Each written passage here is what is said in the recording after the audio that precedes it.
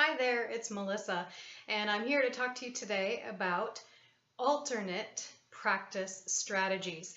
If you've seen some of my videos recently, you know that I've been talking about how to practice at home for beginners and how to practice at home for intermediate level students. And those are great strategies to follow. But what if those don't work for your particular student? Or what if there are some other issues that you're dealing with at home? These are some other strategies that you might try to see if they will work for you and for your student or your piano students at home. I realize that not everything is going to run smoothly every single week of the year. We all have off weeks, myself included and my family too. But most weeks out of the year, like 80–85%, hopefully the normal practice strategies are working for you. There are some special situations though, or considerations to talk about. And the first for alternate practice strategies is for those students, for those children who may be dealing with ADHD or ADD or some other type of attention disorder. That can be a challenge for anyone, whether your child has been diagnosed or not. Some of us see in our children those tendencies. And so there are some things that you can do to change up the normal practice situation at home that may make it better. Now, these strategies are not going to work for everyone, and whether your child has ADHD or not, some of these strategies might work for you, some of them may not. It's a lot of trial and error in terms of the practice at home and what's going to work best for your child. Also remember that what might work best 1 year or even 1 month for your child may have to be changed or altered or done differently another month or another year, because situations change. Our attention spans change, our behaviors change, our maturity level changes, our homework load changes as we grow older. So what might have worked in the past for you and your family for practicing at home might need to change this year, or it might need to change midway through the year. All of those are perfectly fine. So here are some suggestions for students who need some alternate suggestions to fit in practice time at home if that normal schedule, normal routine just isn't working for whatever reason. It may be ADHD related, it may not be. But here are some tips and suggestions for elementary level students first, and then I'll get to middle and high school students at the end. First of all, some good alternate practice strategies for elementary students are simply to break up the practice sessions. I have said in previous videos that I do want your children practicing 4 times a week as a minimum during the week at home, and those practice sessions for beginners can be as short as 10 minutes each time. That amounts to 40 minutes a week. For older students who've had 2 or 3 years maybe of lessons, or even 1 full year, we start to grow and build the amount of practice time up a little bit. So maybe 20 minutes 4 times a week is what your child is expected to be practicing. So take that amount of time, that total amount of time, whether it's 40 minutes or 60 minutes or 90 minutes or 120 minutes, whatever it is per week, and think about how you can break it up or help your child break it up during the day or during the week. So one example, you may find that for your child to sit at the piano at home for 20 minutes just isn't going to happen. They may be able to do a 30-minute lesson with me in the studio, but that's different because at home with you as their parent, they are going to behave differently, and I understand that. So try breaking it up. Try 10 minutes. See if your child can sit for 10 minutes and play through 1 song only in their lesson book or on their sheet music. Then later in the day, come back and do another 10 minutes, maybe before bed. Connect it to something else that they enjoy and say, okay, well now we're going to come back for 10 minutes. We're going to do an easy scale that you know, and we're going to work on another piece of music for another 10 minutes, and then you can have your bedtime snack or whatever it is that you want to connect it to. And sometimes that's good incentive to spend that 10 minutes because most children can sit for about 10 minutes and focus in on something. The time of day might be important here too, so if bedtime you know is a tricky time for your child, then don't tie it to, for example, a bedtime snack or something in the evening routine. Tie it to a different time of day that you know will work best for your child. So maybe breaking up your practice sessions into 2 times during the day and just 5 or 10 minutes, 15 for older students, twice a day would work better than one long practice session of 15 or 20 minutes per practice session. The other thing you can do, and I like this method a lot actually, is to use some games and to break up how they're practicing even a particular song. This works really well sometimes for those who get distracted easily anyway. So what you do is take a pair of dice. Mine happen to be large and eraser dice. You don't have to have these. You can use regular dice from a board game, or you can go buy some at the dollar store. And you can simply roll the dice. You probably can't see here on my bench, but I've rolled 2 dice. And I'm going to take these 2 numbers and I'm going to say, okay, practice measures 1 through 5 of your piece. That's it. No more, no less. Just measures 1, 2, 3, 4, and 5 of your piece, and then be done, walk away. You could have them roll the dice 2 or 3 times, write down their numbers, and on their notebook or a piece of paper, if they get 1 and 5, and then 2 and 4, and I'll roll again, now 3 and 6, then their job is to first play measures 1 through 5, then play measures 2 through 4, then play measures 3 through 6. And sometimes that's a fun way to break up the monotony of playing that song over and over again, is just to work on selected measures. Most young children don't have songs that are beyond about 10 or 12 measures.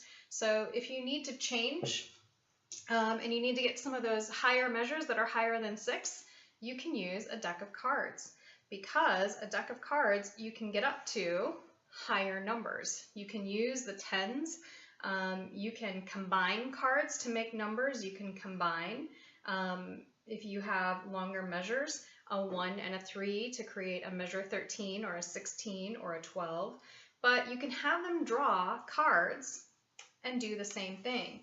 So they might have to draw 2 cards and work on measures 10 through 19 for that practice session only. And that kind of makes it into a fun game of practicing specific measures of a song instead of practicing the whole song. You may not want to do that at every practice session, but it does kind of make it a little more fun and break up at least 1 or 2 of your practice sessions during the week. The other thing that I encourage you to do is find some type of practice incentive that works for you and your child at home. And I'm not rewarding here the amount of time that's being practiced. What I want you to think about is rewarding the response when you ask your child to practice. Some children, when you ask them to practice, especially if they're easily distracted, are already distracted when you ask. And so they just automatically sort of say no, or they walk away, or they go do something else. So we want to encourage that when your child is being asked to practice, that they're listening to you and that their first response is not no, but their first response is yes. So plant the seed maybe for your child that every time you ask them to go and practice for 5 minutes or 10 minutes or whatever amount of time it is you're asking them to practice, that if their first response to you is yes, and they follow that up by going to do their practice time and actually practicing, then there's some type of reward that they're working toward with you at home.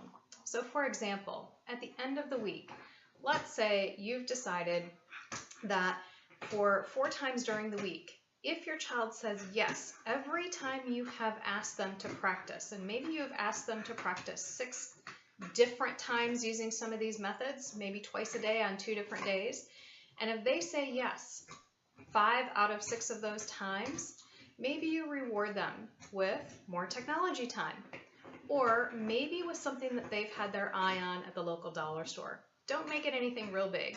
Or maybe it's some time with you to read a favorite book. I have a child who would much rather spend time at night reading for 30 or 40 minutes with one of us in bed than anything else. And when you know what motivates your child, then put those incentives to work so that when they say yes, and when they hear your request to go practice, and when they say yes and they follow it up by practicing, You're making note of that and you're keeping track. You don't need complicated sticker charts. Just keep track at home somewhere, somehow. And at the end of the week, remind them, I'm really proud of you for saying yes and practicing every single time, or most every single time I asked you to practice. And your reward this week is, and be sure that you either agree on that ahead of time with your child, or you can surprise your child. Again, you know your child best and what works for them. So you can build in incentives for practice during the week. The other thing that's so important that I found, especially for families who have children who struggle with ADHD or ADD, is routine and schedule. I know for our family, scheduling can be difficult, and the schedule sometimes has to change every single week depending on the activities and things that we have going on. So it may help. I'll just give you an example of what one parent does. It may help if you have a calendar program that you use and print just that week's calendar on a Sunday and go through it with your child or with your children or with your whole family. Maybe it's Sunday dinner. That's usually when we do it. And talk about when you are doing all your different activities during the week, and then make a point of scheduling in practice time. When practice is a routine, when it becomes habit, you'll find that you have to do less of the work as a parent to build in incentives, and you have to do less prodding. And that when it's habit and it's routine, it just starts to happen eventually. It'll take a while. Habits take a while to build, but it will happen for your child if you help them.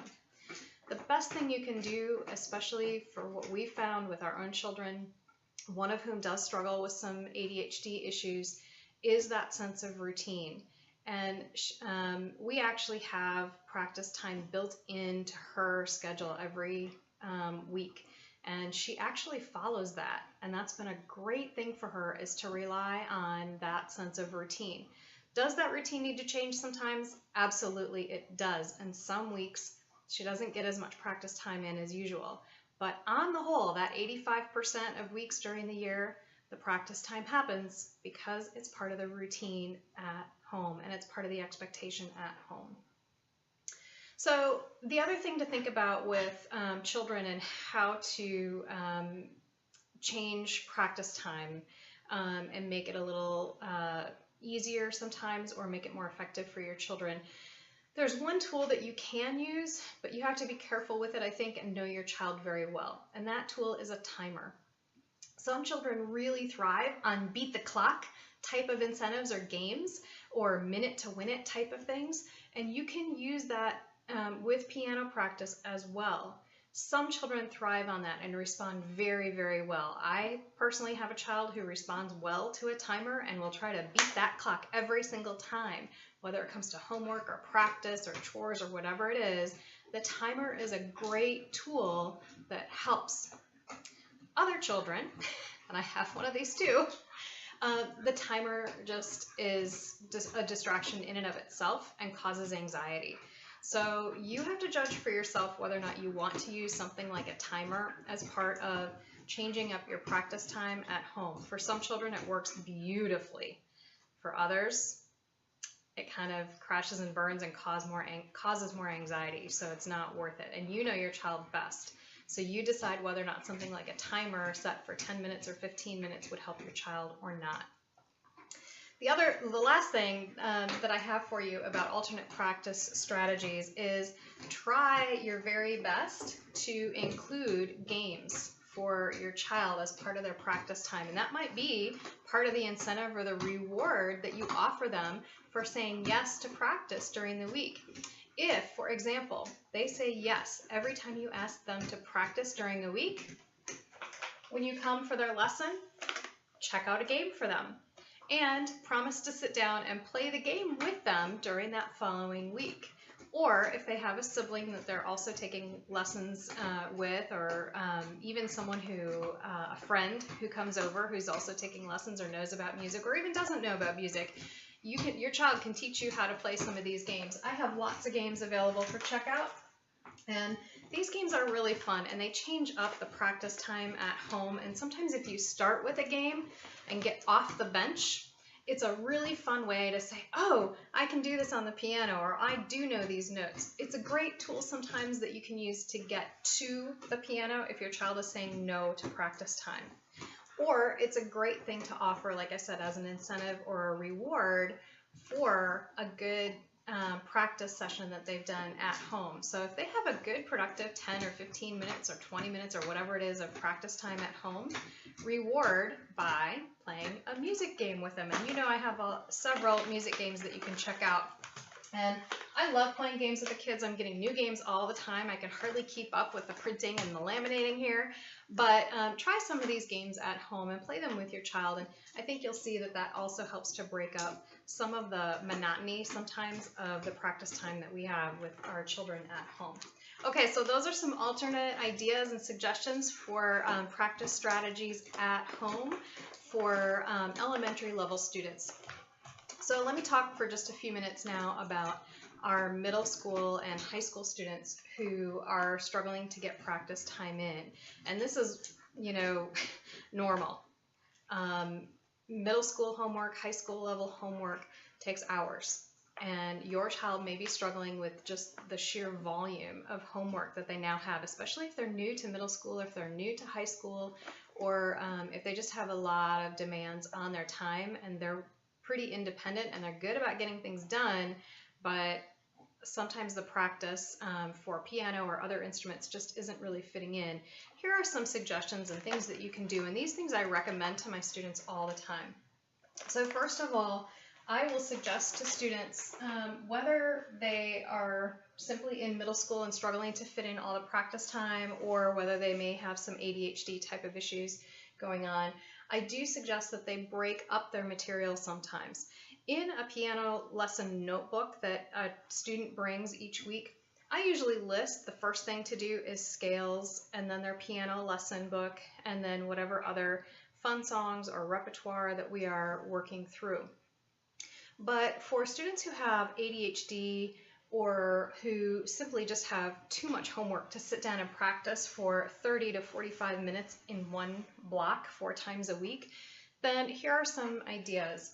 One is to break up the material.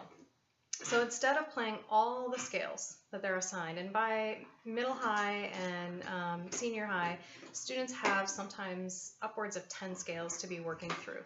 It still might not take them long, it might only take 10 minutes, but especially for students who might be struggling with ADHD, I've noticed that a good approach is to play one scale, then play one part of a song that they're working on. So for example, if they're working on a Bach Minuet in G, play the G major scale first, then do a little bit of work on the Bach Minuet in G. Likewise, if the next time they sit down to practice, their song is in D minor, play the D minor scale if they know it, or maybe it's in D major. Play the D major scale and then play the song. That does a lot of things for the student, but it breaks up the scales and the repertoire so that if you play a scale, a song, a scale, a song, a scale, a song, it breaks up that 30-minute practice time nicely and kind of creates a distraction within the practice time so that they don't sit there and sort of get lost in the repertoire. I've seen some students who just get lost and frustrated looking at the notes on the page and trying to figure out what to do, when really all they need is to switch focus for a few seconds and then come back and refocus on whatever it is they're working on. So it's okay to do that. It's okay to switch up the repertoire and switch up the scales and work on small bits at a time. Also, one thing I find effective for especially middle school students is breaking up the practice time into smaller chunks. For example, if your child is expected to practice 30 to 45 minutes 4 times a week, what you might do is suggest that if that child has 3 or more subjects of homework in a given night, which they will, after the first subject, take a 10 or 15 minute piano break.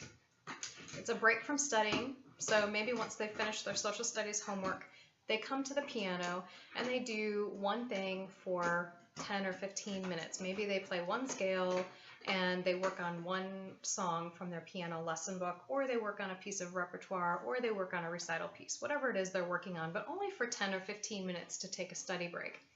Go back, work on the next subject until that's done. Maybe they finish their math homework, and then come back and take another 10 or 15-minute piano study break. Then when they're done with that, go back, grab a snack, grab something to drink, and maybe work on their ELA or language arts or whatever other homework they have to do. And that way they've at least gotten 20 to 30 minutes of practice time in on that particular day. It's not an ideal situation, but for some students it works well just to get some practice time in.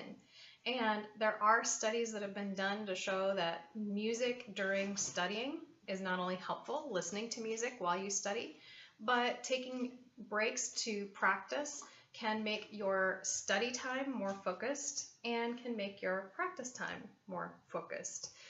Music has a lot of foundations in math and other things, so sometimes that's helpful to have that piano break as a study break. The other thing that you might do, even for your middle and high school students, is play games. I still play games with a lot of the middle school and high school students, and we actually have a lot of good laughs, and we still have a good time playing games. They can still use some of the same methods that maybe they learned in elementary, but just apply them to their longer pieces or the increased amount of repertoire. The bottom line is, you know your child the best, and you know what's going to work with them. So these are some suggestions for you for alternate practice strategies if what you're doing at home is not currently working. If none of these suggestions works for you either, and you're still stumped about what to do and how to help your child get in effective practice time in a given week and enough practice time in a given week to continue making progress with piano lessons, just give me a call and we will work on it together. Usually when parents call me or text me during the day and ask, or if they tell me what's going on at home, usually we can problem solve together and figure out what might work for your child. Again, there's no one best way to practice for anyone. I'm just offering you some ideas and some strategies to see if it will help your child at home. It's not a perfect science in terms of how every child should practice. Every child is different, and you know your child the best. I do my best to fit the curriculum and the material to your child and the music to your child, but ultimately you really do have the most influence still on your child and have the best ability at home to help them find what works for them. When you do find something that works, let me know. I'd love to hear about it. Thanks for watching, and I hope this helps. Bye.